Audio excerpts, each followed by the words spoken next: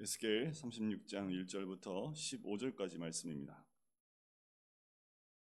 말씀을 봉독해 드리겠습니다. 인자야, 너는 이스라엘 산들에게 예언하여 이르기를, 이스라엘 산들아, 여호와의 말씀을 들으라. 주 여호와께서 이같이 말씀하시기를, 원수들이 내게 대하여 말하기를, 아하, 옛적 높은 곳이 우리의 기업이 되었도다 하였느니라. 그러므로 너는 예언하여 이르기를, 주 여호와께서 이같이 말씀하시기를, 그들이 너희를 황폐하게 하고 너희 사방을 삼켜 너희가 남은 이방인의 기업이 되게 하여 사람의 말 거리와 백성의 비방거리가 되게 하였도다. 그러므로 이스라엘 산들아, 주 여호와의 말씀을 들을지어다. 산들과 맷뿌리들과 시내들과 골짜기들과 황폐한 사막들과 사방에 남아있는 이방인의 노략거리와 조롱거리가 된 버린 성읍들에게 주 여호와께서 이같이 말씀하셨느니라. 주 여호와께서 이같이 말씀하시기를, 내가 진실로 내 맹렬한 질투로 남아있는 이방인과 에돔 온 땅을 쳐서 말하였노니, 이는 그들이 심히 즐거워하는 마음과 멸시하는 심령으로 내 땅을 빼앗아 노략하여 자기 소유를 삼았습니다. 그러므로 너는 이스라엘 땅에 대하여 예언하되, 그 산들과 맷뿌리들과 시내들과 골짜기들에 관하여 이르기를, 주 여호와께서 이같이 말씀하시기를, 내가 내 질투와 내 분노로 말하였나니 이는 너희가 이방의 수치를 당하였습니다. 그러므로 주 여호와께서 이같이 말씀하시기를, 내가 맹세하였은즉 너희 사방에 있는 이방인이 자신들의 수치를 반드시 당하리라. 그러나 너희 이스라엘 산들아, 너희는 가지를 내고 내 백성 이스라엘을 위하여 열매를 맺으리니 그들이 올 때가 가까이 이르렀습니다. 내가 돌이켜 너희와 함께하리니 사람이 너희를 갈고 심을 것이며, 내가 또 사람을 너희 위에 많게 하리니 이들은 이스라엘 족속 온 족속이라. 그들을 온 성읍들에 거주하게 하며 빈 땅에 건축하게 하리라. 내가 너희 위에 사람과 짐승을 많게 하되 그들의 수가 많고 번성하게 할 것이라. 너희 전 지위대로 사람이 거주하게 하여 너희를 처음보다 낮게 대우하리니 내가 여호와인 줄을 너희가 알리라.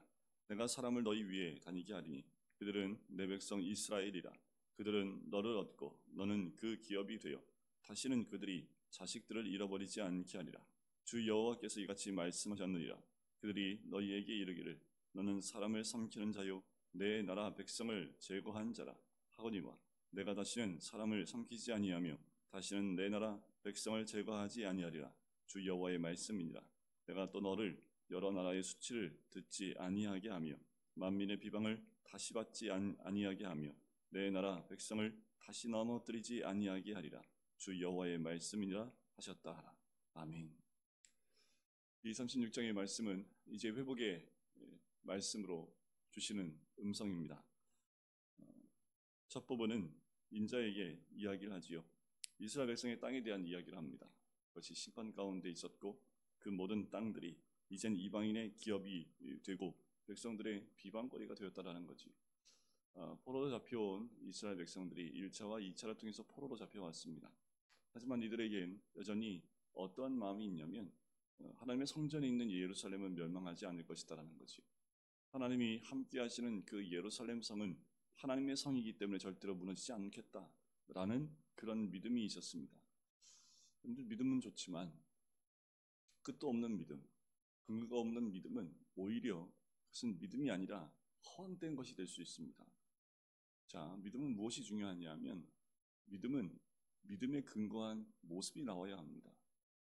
하나님이 약속하셨던 그 말씀이 있어요. 하지만 중요한 것은 하나님 복을 주시기 위해서는 그 복에 합당한 것이 있어야 합니다.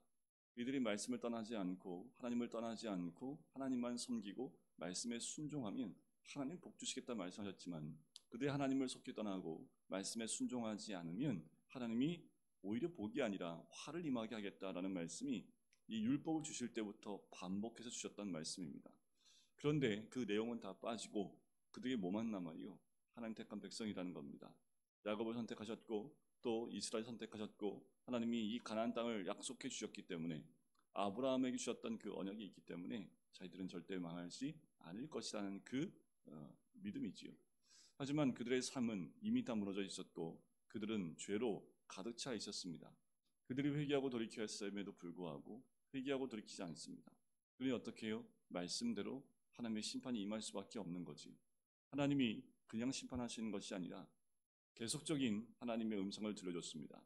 말씀을 주셨습니다. 회개하고 돌이키라고 말씀해 주셨어요. 하지만 그들에겐 여전히 하나님을 제사하는 껍데기만 남아있는 제사만 있었습니다. 그리고 나머지의 모든 삶들은 하나님과 전혀 상관없는, 하나님 백성이라 상관없는 그 삶을 살았다라는 거예요. 결국 하나님이 회개하고 돌이키지 않는 그들에게 그 땅을 하나님의 땅임에도 불구하고 이방인의 기업거리가 되게 하고 백성의 비방거리가 되게 하는 일을 허락하셨다라는 거예요. 돌이키라 했을 때 돌이키면 이 일들이 일어나지 않았을 텐데 이 일들이 현실로 드러나게 됩니다. 포로로 잡혀온 이방 백성, 이스라엘 백성들이 이 소리를 들어요. 이 소식을 듣게 됩니다. 그리고 그 땅이 완전히 하나님의 심판 가운데 임하고 이방의 비방거리와 이방인의 기업이 됐다는 이야기를 듣게 돼요. 여러분, 이것이 하나님의 심판의 소리가 우리엔 재앙처럼 들리십니까? 아니요. 오히려 이 소리는 하나님의 말씀이 임함을 통하여 회복할 수 있는 또 하나의 희망의 소리로 들리는 겁니다. 만약에 심판하겠다 말씀하셨는데 심판하지 않으신다면 회복도 없습니다. 심판하시겠다라고 분명히 말씀해 주셨음에도 불구하고 심판하지 않고 그들을 끝까지 둔다는 것은 하나님 말씀 이루어지지 않을 것이라는 거지. 그렇다는 그런 얘기는 구원도 없을 수 있다라는 거지.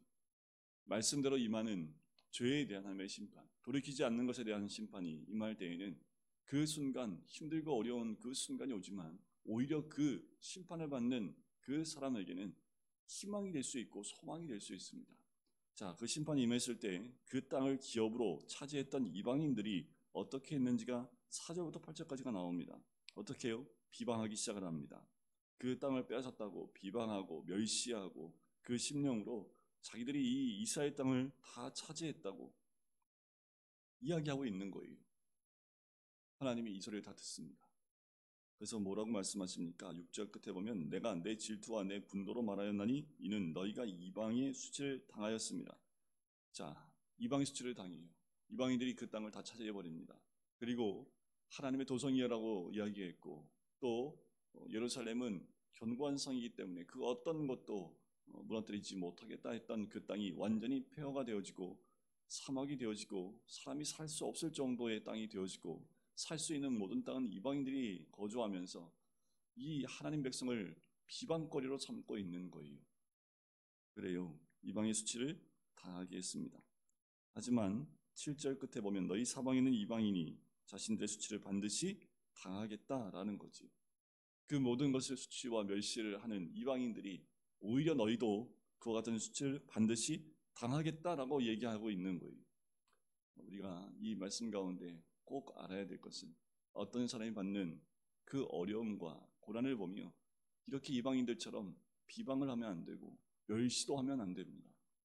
우리가 해야 될 것은 그들에게 임한 그 고난을 보면서 우리가 깨달아야 될 것은 그들을 비방하는 것이 아니라 하나님이 그를 통해서 하시는 일이 무엇인지를 바라보고 또한 그 고난을 통해서 우리에게 주시는 음성이 무엇인지를 듣고 겸손히 하나님께 무릎 꿇어야 된다는 거죠.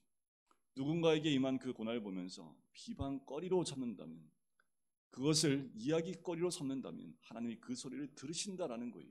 그리고 반드시 그와 같은 수치를 당하게 하시겠다라고 말씀하시는 거죠. 그런데 우리는 우리의 혀와 입술을 잡아야 합니다.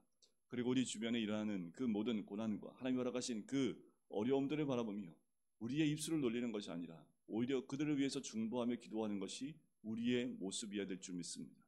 그래야 그들에게 임한 그 어려움들이 그 죄로 인한 그 어려움들을 보면서 우리가 그 거리로 삼게 되면 하나님이 그 소리를 듣고 동일한 죄로 여기신다라는 거지.